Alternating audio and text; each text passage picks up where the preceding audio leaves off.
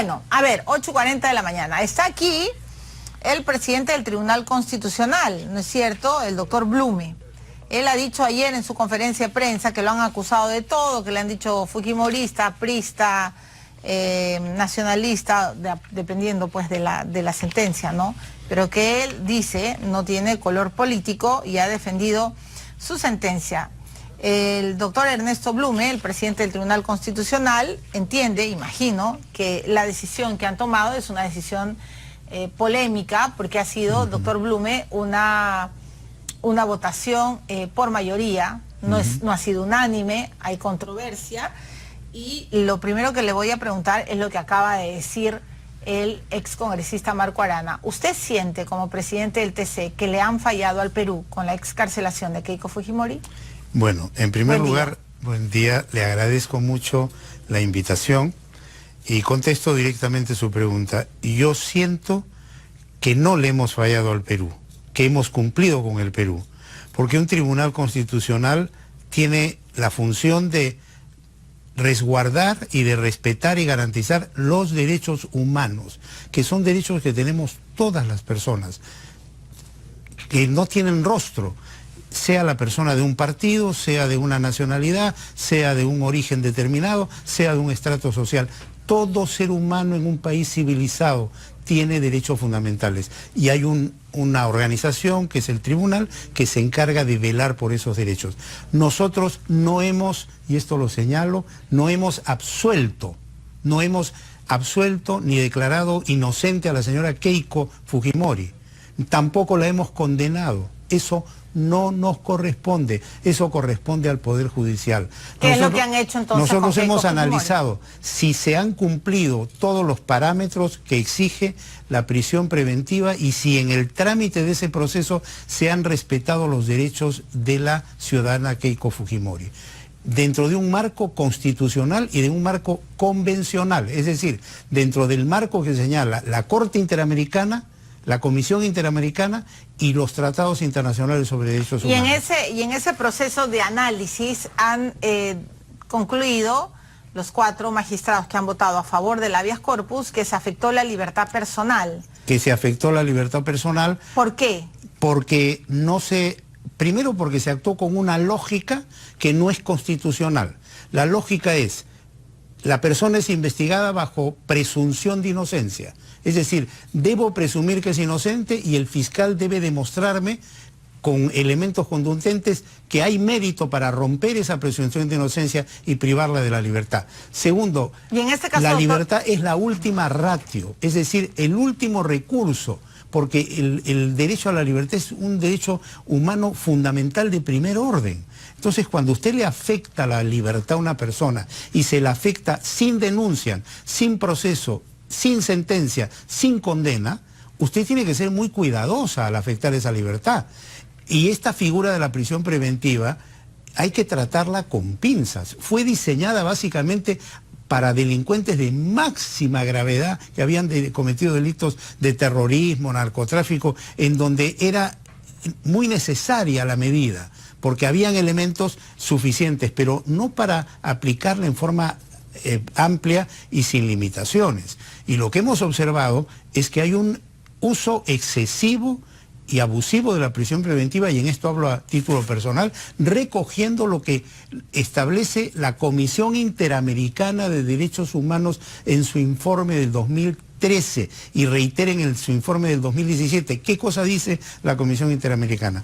Que ha hecho un análisis de los casos de los países de la región, no solo del Perú, que aplica la prisión preventiva y observa que existe un uso excesivo y abusivo de la prisión preventiva que demuestra el fracaso de la administración de justicia. Ok, pero permítame hacerle preguntas, doctor Blume. Usted ha dicho de que han cumplido con el Perú porque de alguna manera están garantizando la presunción de la inocencia. Pero entonces, ¿qué querría decir? ¿Que el juez Richard Concepción Carhuancho no consideró eso y que más bien consideró la presunción de la culpabilidad? ¿Eso nos está diciendo? Mire, nosotros hemos analizado el caso concreto. Sí. Y en ese caso concreto hemos determinado que el señor magistrado no actuó respetando los parámetros constitucionales y convencionales para dictar una medida privativa de la libertad. Y quiero enfatizar algo más. algo más. José Domingo Pérez hablaba de una organización criminal, de liderazgo, del pitufeo, presentó las pruebas de los presuntos colaboradores eficaces que incluso habrían sido congresistas de la propia señora Fujimori, como, digamos, indicios graves y que ameritaban una prisión preventiva. El Ministerio Público, primero que tiene que actuar también en el marco de la Constitución y de la Convención Americana de Derechos Humanos, y tiene que ser cuidadoso cuando pide la prisión preventiva. Y además pedirla derrotando la presunción de inocencia y con elementos contundentes que deben ser corroborados. Pero ¿usted cree que el fiscal José Domingo Pérez ha cruzado una línea? Porque él ha dicho que lo que ustedes han hecho es inadmisible y vergonzante. Bueno, el señor fiscal me merece todo el respeto y él es dueño de sus decisiones y yo no voy a entrar en un debate con el señor fiscal, a quien respeto. El fiscal puede pedir lo que considera que debe pedir de acuerdo a la defensa de la sociedad y a la titularidad de la acción penal pública que ejerce. Pero quien decide es el juez sí. En el proceso penal peruano es un juez garantista, no es un juez inquisidor, no es un juez que está en la función de meter a la cárcel a la persona. Es un juez que debe analizar la denuncia del fiscal en el marco del respeto de los derechos fundamentales. O sea, en su criterio, el juez Richard Concepción Carguancho no es garantista. O sea, él está más en el marco de la presunción de la culpabilidad que de la presunción de la inocencia. Se lo digo porque Richard Concepción Carguancho es casi un héroe. Bueno, o sea, metió a la cárcel a Ollanta, a Nadine, a Keiko. Pero lo que pasa es que dictó prisión contra Toledo. ¿Me dejo entender? Pero, sí, lógico, pero la sociedad tiene que entender que cuando se detiene una persona no significa que la persona es culpable, sino que la persona es detenida para ser investigada, luego denunciada, luego procesada y luego eventualmente sentenciada y puede ser absuelta o condenada. Lo que pasa pero es, ¿qué pasa si en ese camino obstruye la justicia, doctor Blume? Pero lo que pasa es que si hacemos de la prisión preventiva una situación en donde mostramos a la persona detenida enmarrocada y dando la idea de que está condenada, el ciudadano común y corriente piensa que esa persona ha sido condenada. Y esa persona no ha sido condenada, simplemente ha sido detenida para ser investigada. Y luego será procesada y sentenciada.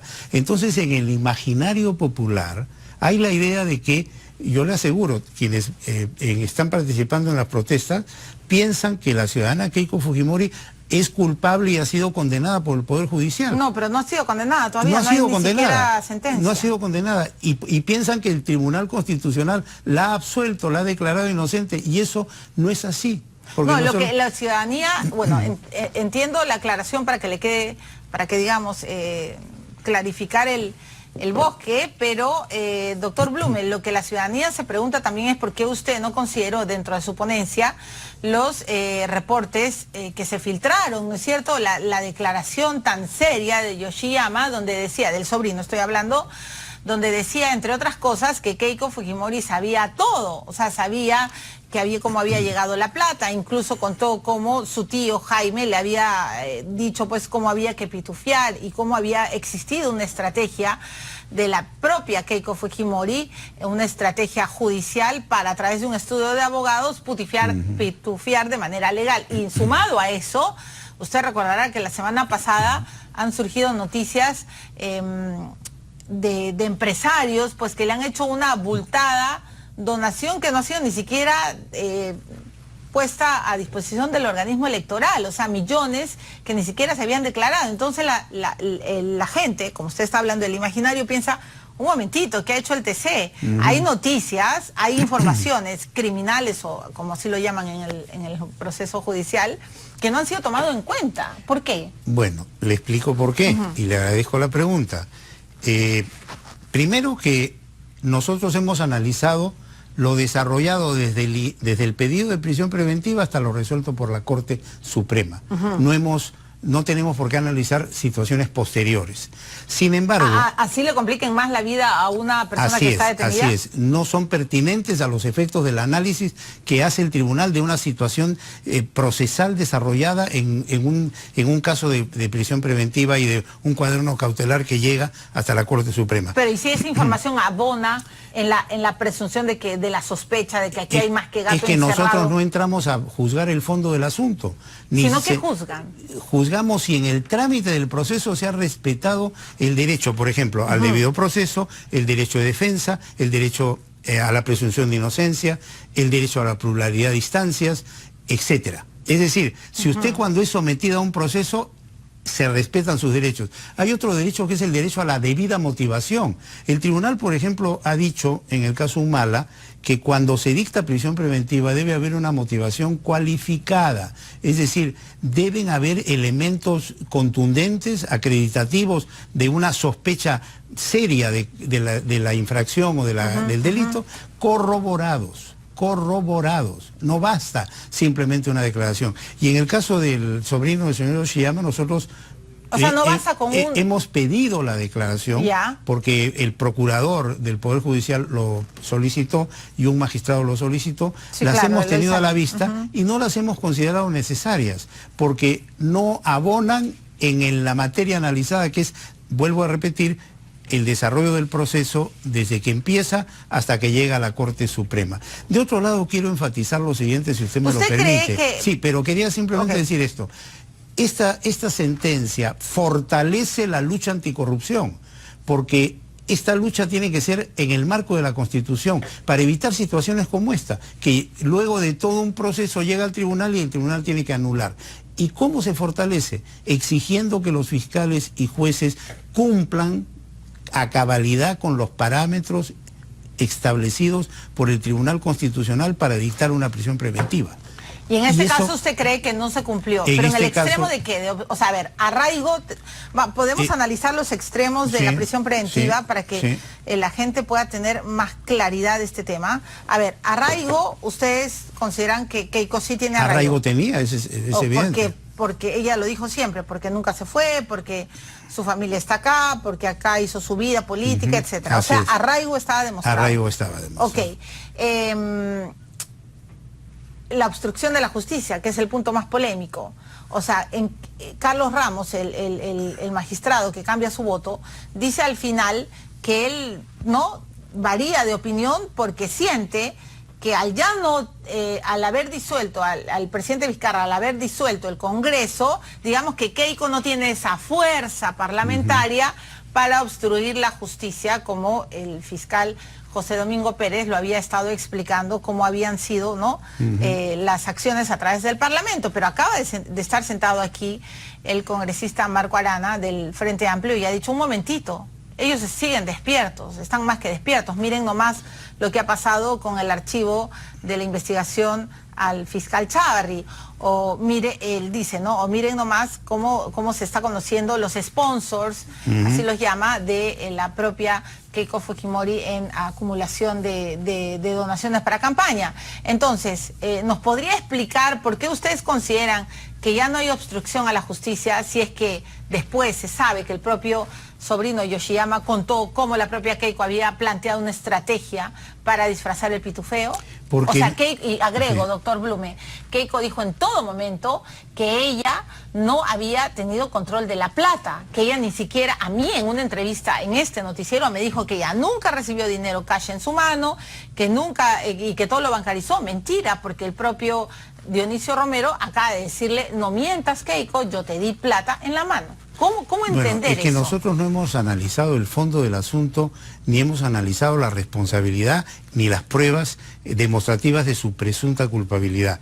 Nosotros hemos analizado si los elementos de la prisión preventiva se cumplen, y esos elementos son copulativos, es decir, deben darse todos. Si tiene arraigo, pues ya hay un elemento que no se cumple, y por lo tanto no cabe la prisión preventiva. Eso por un lado. Y por otro lado...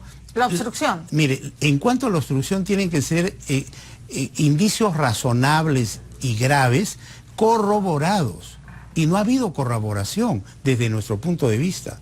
Ahora, la posición del magistrado Ramos, yo la entiendo, no es la de los otros 3 magistrados que hemos llegado a la conclusión que ha habido afectación de la libertad individual. Para nosotros, en términos contundentes, y lo hemos demostrado en nuestra sentencia, ningún elemento fue corroborado. Y no ha existido una motivación cualificada para llegar a esa conclusión.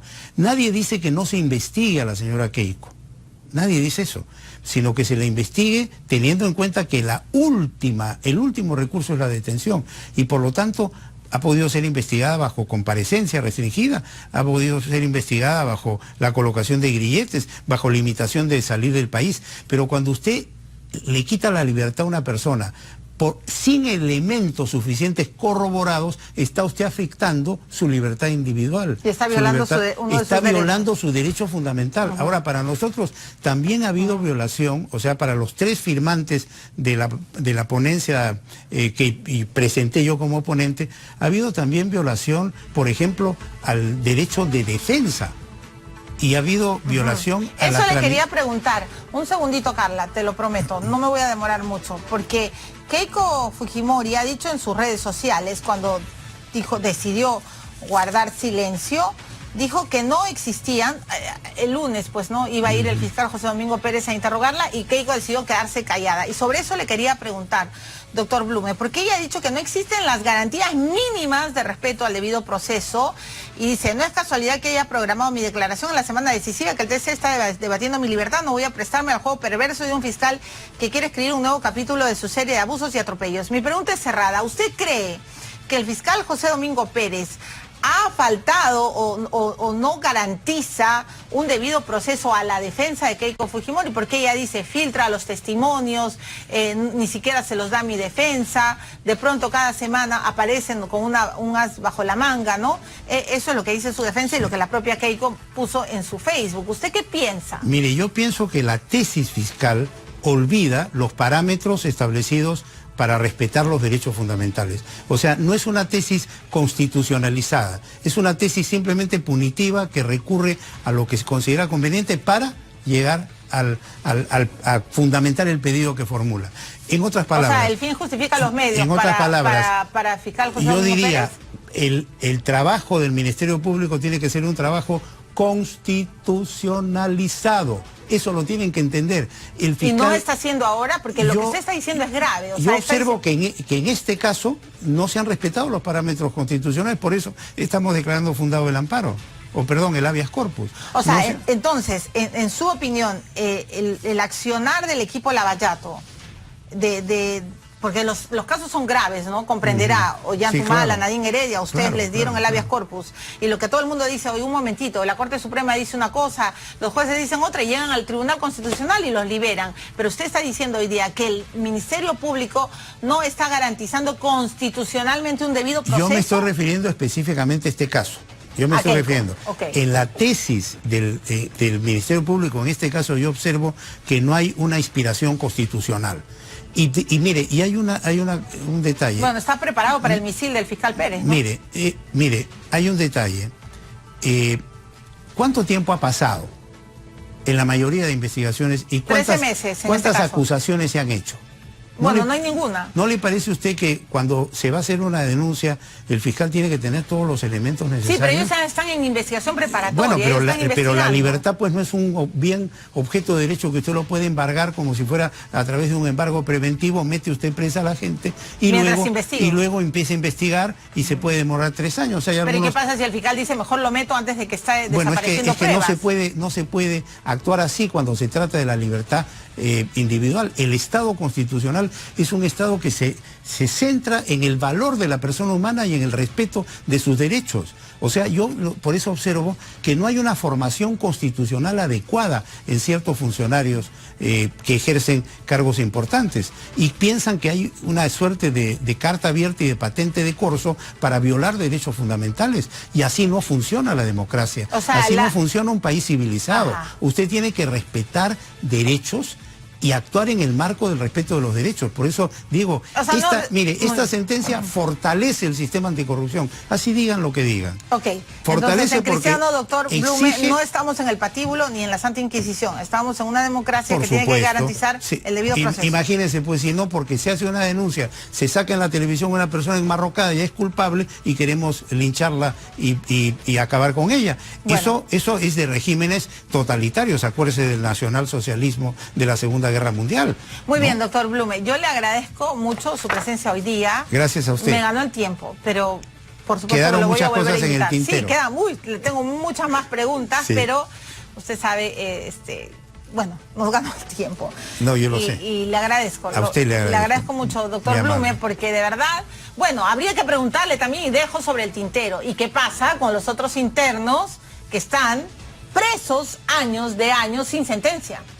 ¿Qué piensa el doctor Blume? Porque claro, todos Lo van a cual decir... demuestra que la Comisión Interamericana de Derechos Humanos tiene Sí, razón. pero la gente va a decir, solo cuando es Ollanta, solo cuando es Nadine, solo cuando es Keiko, solo cuando es...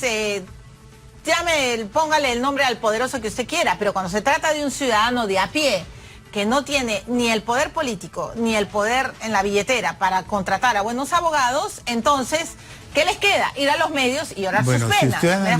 Si usted analiza las sentencias del tribunal, hay muchos casos en que hemos liberado, Sí, sino que no son de connotación de interés público, Bueno, entonces no salen en los medios. Pero bueno, doctor Blume, ahí hay todo un tema pendiente porque el 70% de la población penitenciaria está presa sin sentencia, y eso es grave. Lo cual es gravísimo y muy injusto. Y Por lesiona supuesto. los derechos de las personas humanas, derechos que no tienen rostro y que pertenecen a todos. Bueno, muy bien, han escuchado al presidente del Tribunal Constitucional. Ojalá algún día en nuestro país esta situación cambie y que de verdad se asuma la presunción de la inocencia. Ahora, tenemos que ir a la pausa porque de verdad ya me metí en problemas con la señorita Carla Noblecía. Tengo que ir a la pausa.